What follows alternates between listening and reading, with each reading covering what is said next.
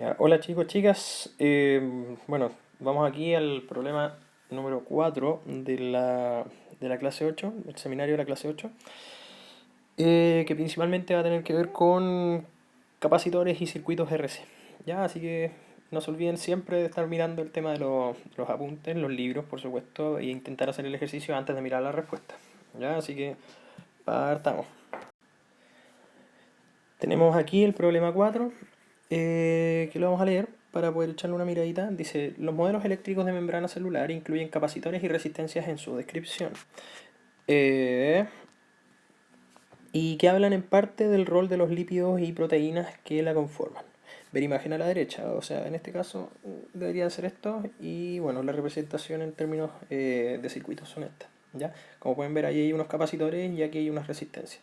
Hay resistencia entre medio que después podríamos interpretar. Pero bueno. En fin, si el potencial de membrana tiene una respuesta como el gráfico siguiente, abajo, o sea, este, que es un gráfico bien conocido, que tiene que ver con como el potencial de acción, responde, dice. A. ¿Cuáles serían los capacitores y cuáles serían las resistencias que se pueden asociar a los elementos de una membrana celular? Investiga o interpreta de acuerdo a lo que conoces de la célula. Ya, bueno, obviamente esto es una pregunta que sugiere a la investigación y obviamente va un poquito más allá pidiéndoles una interpretación, o sea que ustedes traten de asociar los conceptos eléctricos a el problema de la célula. Y, bueno, la membrana celular, perdón. Y B, ¿cómo cambiaría el gráfico de potencial de membrana? O sea, si sacamos el capacitor del circuito que modela la membrana. O sea, si sacamos este elemento de acá, ¿cómo cambiaría el gráfico? Y bueno, cómo se vería esta cuestión. Ya, para que justifiquemos el uso y veamos si es que efectivamente es un circuito eléctrico o algo parecido. Asocia y grafica el nuevo potencial de acción. ¿Ya? Bueno, entonces vamos a echarle una mirada de alguno de los resultados. Ok, en esta primera parte vamos a tratar de analizar la membrana. La membrana, como ustedes pueden ver, vamos aquí a guiarnos con el zoom. Voy a tomar el lapicito, perdón. Como ustedes pueden ver, vamos a apuntar en este lado de acá, aquí, ya estamos en este sector.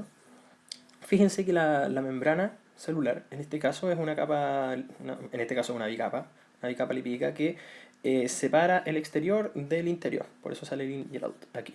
Ya, ¿cuál es la gracia? Nosotros sabemos que la célula en su interior es aproximadamente, o bueno, no aproximadamente, es un pelito negativa, entonces negativa en potencial eléctrico. Y en la parte de arriba es un poquito positiva, negativa, positiva. ¿Ya? ¿Qué es lo que pasa? La membrana funciona como una especie de separador de cargas, por ende es como una especie de dieléctrico. ¿Ya? Y si ustedes se fijan, pensando en un capacitor son dos placas, que podríamos llamar conductoras en este caso, en donde se acumulan cierto tipo de cargas y generan una diferencia de potencial entre una y la otra, que es exactamente el mismo comportamiento de la membrana. O sea, nosotros en la parte extracelular tenemos cargas positivas, tenemos un montón de iones positivos, y en la parte interior tenemos un montón de iones que suman en total algo negativo. Si eso es así, entonces nosotros tenemos que la membrana celular funciona exactamente como un capacitor. Si vemos de esa manera la interpretación, podemos asociarlo a este dibujo de abajo que está aquí. ¿Cuál es la gracia? Si la membrana funciona como un separador, entonces en estricto rigor es un capacitor, en la cual la diferencia de potencial está dada por el mundo intracelular y el mundo extracelular. ¿Ya? Entonces, como tenemos una diferencia potencial ahí, está conectada esa diferencia potencial por un capacitor. Obviamente se nos pueden colar algunas de las... ¿cómo se llama esto? Se nos pueden colar algunas cargas que pueden pasar entre medio, a lo mejor una que otra. Y bueno, aquí hacen una asociación con esto poniéndole una pequeña resistencia, porque obviamente algunas se nos puede colar, pero la membrana obviamente ofrece una resistencia al paso de ciertas cargas. ¿Ya? Tenemos eso, pues entonces... De momento nada más, este dibujo de acá no lo vamos a mirar todavía porque obviamente es un poquito más complejo, pero vamos a aclarar un poco la simbología. Esta flecha que sale acá, en estos dos símbolos eléctricos, aquí tenemos una resistencia. Cuando sale la flechita ahí, quiere decir que eso es una resistencia variable. O sea que puede subir o puede bajar la resistencia en este punto. Y tiene algo de sentido porque obviamente la membrana se puede achicar, se puede adelgazar en algunas partes o engrosar. Obviamente esta cosa es móvil, no es una cuestión fija. Entonces obviamente tenemos ahí algunos comportamientos que podrían describirse con una resistencia relativamente variable. Nuestro capacitor, que es el comportamiento que habíamos hablado en la parte de arriba, Y bueno, un potencial que puede estar asociado a alguno de estos puntos, que vamos a hablar de eso después, insisto, esto no, y solamente explicando la simbología. Vamos ahora a echarle una miradita al problema de las proteínas. Ya hablamos del tema de la membrana celular, que eso funciona como una especie de capacitor, pero las proteínas funcionan de una manera un poquito distinta, que es un poco más interesante, porque de hecho las proteínas son canales de iones, o sea, dejan pasar iones en distintas direcciones, que puede ser el potasio, el calcio, cloro, sodio, lo que sea, etcétera. Y fíjense, como hay una diferencia potencial en el mundo extracelular versus el intracelular, que lo vamos a llamar, lo voy a dibujar, tenemos cargas positivas afuera y cargas negativas acá adentro, están conectadas las proteínas a la misma diferencia de potencial que se encuentra conectada la membrana. Entonces, ¿qué es lo que pasa? Ahí tenemos claramente un circuito en paralelo, porque si la membrana está conectada a esa diferencia de potencial, como lo habíamos visto antes, aquí tenemos un camino, ahí está el capacitor, ya o por lo menos el comportamiento de capacitor de la membrana, pero la misma diferencia de potencial está asociada a una proteína, o bueno, que en este caso son los canales, ya los canales que dejan pasar iones. Si se fijan, este canal está directamente relacionado con el potencial externo y el interno, y la misma diferencia de potencial, por ende tenemos un circuito en paralelo, por así decirlo. La resistencia al paso de cargas es la proteína. Y algo así, vamos a ponerlo acá, la proteína puede ocupar ATP para poder funcionar. Entonces, esa energía que sirve para poder abrir los canales o cerrar los canales, dejar pasar cargas o no dejar pasar cargas, nos ayuda a entender que cada proteína tiene, por así decirlo, eh, un voltaje asociado para poder dejar fluir las cargas en una cierta dirección. Si se fijan en este caso, cuando tenemos una carga, que voy a dibujarla aquí, negativa en un lado, que este es el lado negativo y este es el lado positivo, no olvidar, aquí la corriente estaría fluyendo hacia acá. Si se fijan, si eso es así, si la corriente es la que está fluyendo allá, no hay que olvidarse que son las cargas positivas las que dejan pasar. Por ende, en esta proteína que está descrita por este circuito, las cargas positivas van para abajo. ¿Ya?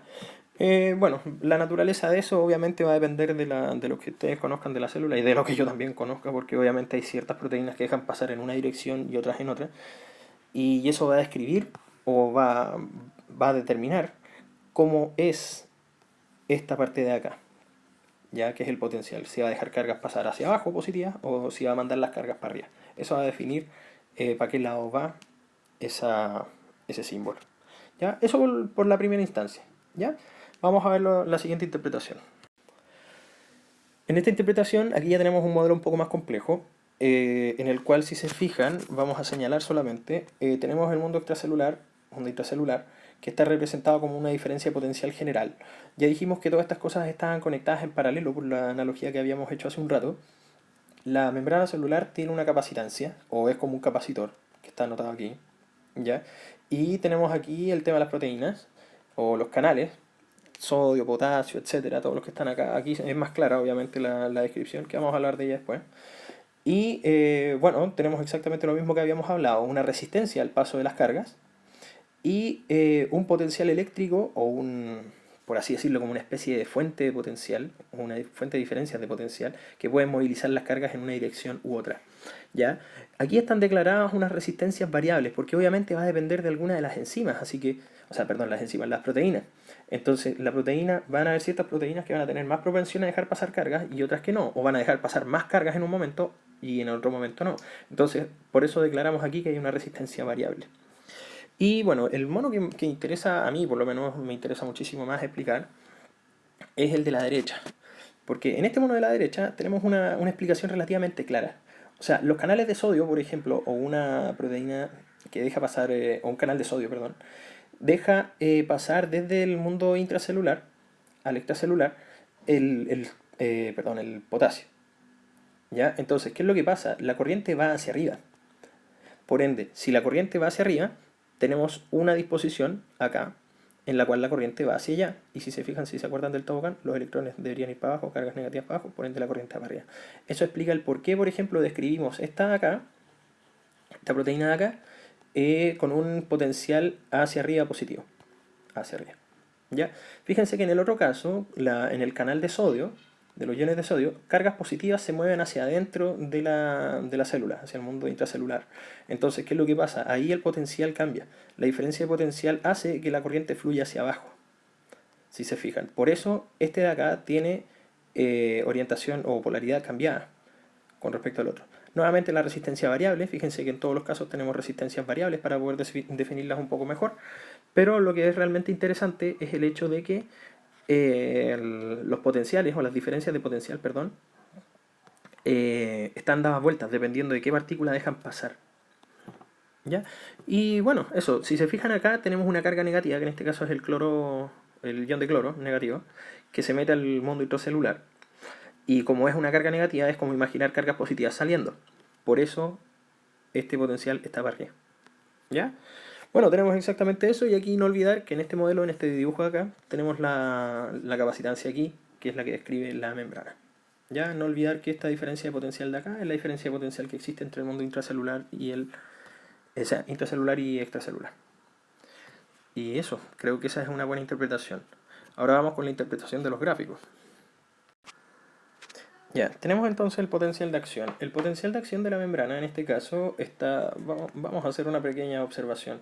Crece un poquito aquí y después de eso desciende. Y bueno, obviamente con este sector de acá se normaliza un poco el potencial original. ¿Qué es lo que pasa? La razón por la que esto crece, o de esta forma, más o menos, debería ser la siguiente, porque como nosotros tenemos el circuito, o circuito comillas, tenemos que la membrana es una especie de circuito así, donde tenemos una especie de resistencia y además de eso tenemos un capacitor. Esto es un circuito RC, claramente. Una resistencia y un capacitor. Y como bien sabemos de las clases, podríamos ver que ese circuito, en primera instancia, cuando se carga, tenemos un gráfico de este estilo, más o menos. Es algo así. ¿Qué es lo que estamos diciendo aquí? Perdón, no le puse los rótulos. Esa es la carga del capacitor que tenemos a lo largo del tiempo. Está cargado, cada placa está cargada, obviamente. Y si se fijan, si lo pensamos un poquito, esta podría ser esta sección, más o menos, ¿ya? Más o menos, que correspondería a este comportamiento del circuito. ¿Qué es lo que pasa? Después de eso, el circuito se desconecta y se empieza a descargar, por así decirlo. ¿Cómo se ve un circuito RC descargándose?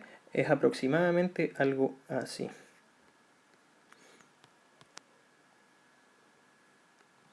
Caimiento exponencial. No es 100% igual, obviamente, porque esto solamente es un modelo. Acuérdense que no quiere decir que la célula sea específicamente un circuito y tampoco sabemos si es que las piezas que tiene, por ejemplo, la resistencia y la capacidad, o sea, el capacitor que tiene o con el que lo representamos, son variables, etcétera, o tienen otras propiedades, no siguen las leyes de Ohm, etcétera, etcétera, etcétera. Entonces, obviamente, la idea es tratar de ver por qué tiene esta forma, más o menos, más o menos, y en qué variaría si es que yo le saco, por ejemplo, el capacitor. Vemos que el decaimiento es mucho más parecido. Tenemos un decaimiento algo así. Así que, en cierta forma, el modelo como de la membrana, como si fuese un circuito RC, por lo menos con lo que ya habíamos conversado, parece bastante aceptable por lo menos para pensar. La pregunta entonces dentro de lo que nos pedían era ¿qué demonios pasa con la membrana o con el potencial de membrana si es que nosotros le sacáramos el capacitor? O sea, que esta sección no esté. Si esa sección no está, podríamos interpretar lo siguiente. En el momento en que llega un estímulo a la membrana y que genera un cambio en el potencial eléctrico, lo más probable es que no sería como suavizado, como esta parte de acá. Lo más probable es que sería inmediato. O sea, tendríamos un cambio en el cual el capacitor no acumula cargas, sino que sería un cambio brusco dentro de la célula. Un cambio brusco en el potencial eléctrico, o sea, sería algo así. Se pega un salto. ¿Ya? Tendríamos una especie de pic de potencial que tendríamos que mantener aproximadamente hasta que se acabe el estímulo. Y si se acaba, la descarga, por así decirlo, sería simplemente una caída vertical. Y tendríamos como algo por el estilo. Ya serían cambios muy bruscos, obviamente. Esa es la gracia del capacitor, o es la gracia quizá del tener una membrana. Los cambios no son tan bruscos. Nos permiten acumular cargas en ciertos lugares, que en este caso puede ser a lo mejor en el mundo extracelular o en el sector intracelular. Y bueno, obviamente hace que los cambios, al no ser bruscos, la célula o a lo mejor no se desnaturalice o quién sabe qué otro efecto que a lo mejor yo no conozco pueda estar pasando.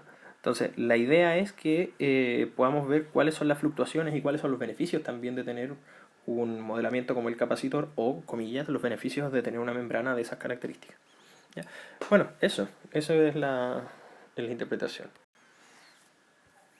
No olvidar darse una vuelta por los libritos. Ya, bueno, este problema lo inventé yo, así que no va a salir en ninguno de los dos libros.